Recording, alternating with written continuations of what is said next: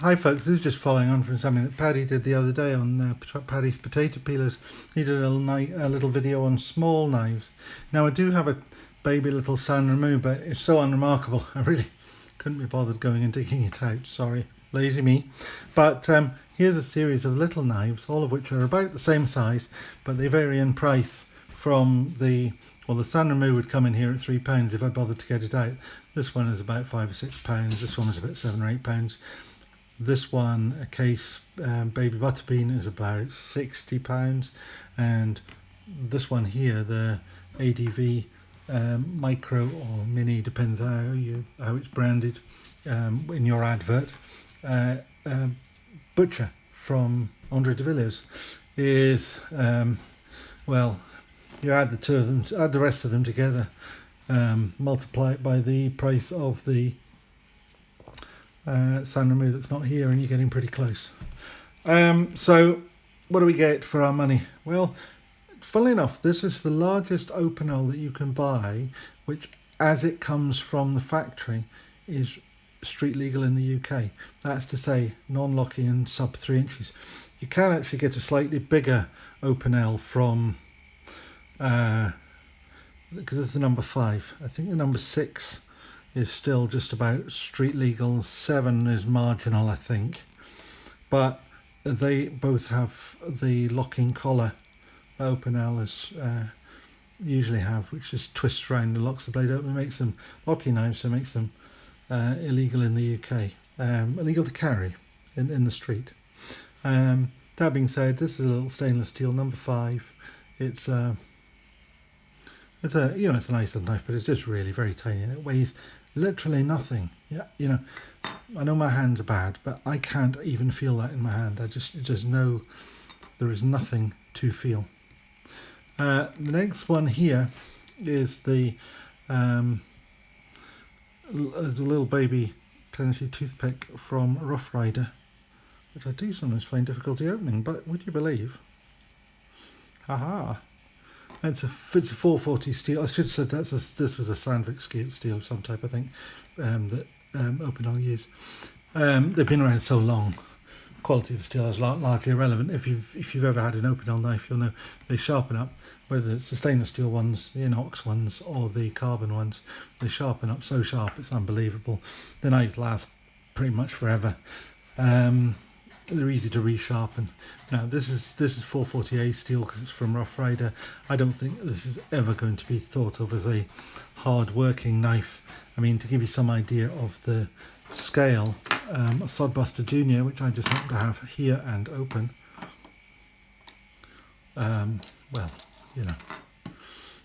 it's so tiny. It's not really in any way what you could call a working knife, but actually it's still quite nice to have a little knife in your pocket, in your jacket pocket or whatever, particularly if you've got a bigger knife somewhere else, because you can whip this thing out because you want to cut a little piece of string or open an envelope or whatever else, cut something out of a magazine, when you don't want to frighten everybody with your massive chopper. Oh, I'm starting to sound like Scholar Gladiatoria now.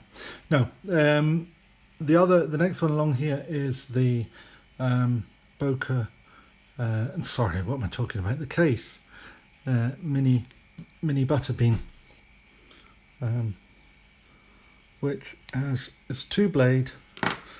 It's called a double-ended jack sometimes, but it's the canoe pattern of knife. It has a blade at each end. The large blade. When I say large, I'm talking about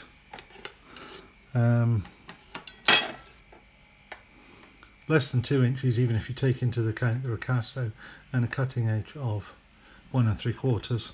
As the large blade is still only a sub 2-inch blade. Now, but actually that's quite a nice little pocket size, particularly if you're wearing a lightweight sort of suit jacket and you don't want it to spoil the line of your clothes. It's quite a good size. You've got 2 blades, which is traditional of the canoe style knife, and that means you've got that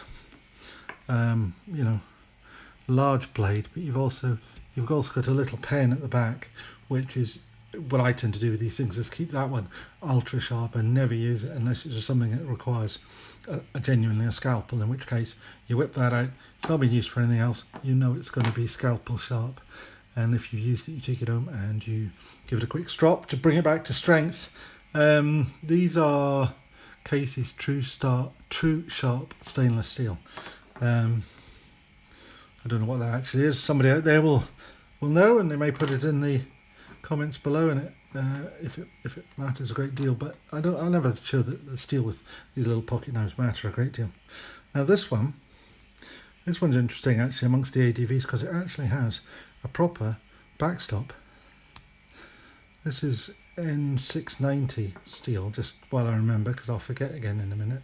But this is a little knife from ADV. Now they do the 3-inch size, which is street legal in the UK, but this is the little baby 2-inch. If you're interested in ADVs, I've done a couple of videos on them, because I've got 3 of them, so I think there's about 3 or 4 videos actually. But anyway, this is if you do research, you'll find them. This is made by, as I say, Andre de Villiers. You'll never know, might focus. Focus! There it is, by de Villiers. And on the other side we have the oh, I wish my camera would focus. I'm just using an iPhone. If anybody's got any hints or tips as to what's a better way of doing this, I'd be really interested. Anyway, I've got it upside down, but it does say Mini Butcher if you turn it the other way up, as I've just managed to get it roughly into focus. Oh, I'll see if I can get there. And you can see the M690 at the top there. These ones are also quite nice in that they're dated inside. You can just see it in there, 2017. This one's got rosewood scales, and this one was made in South Africa, bought by somebody in America, and then I got it from the Apostle P over in America, who sent it over to me. So anyway, these are, if you want really little knives to put in your pocket, and particularly in the UK, because these are all non-locking, because even a knife, even this, if it was locking, would be illegal in the UK. But these are all knives that are 100% legal in the UK. They're so small, not going to cause an offence, and it just goes to show that even in the UK there's always a choice. Now, just one final thing. Next video I'm going to do, I hope I'll remember to put these out in sequence, is another, what is apparently a small knife. Move these out of the way. You just bring this in here. Looks like a little knife, but actually what you're going to discover that this is one big little knife compared to these. Anyway, so that'll be for the next video. See you then. Bye.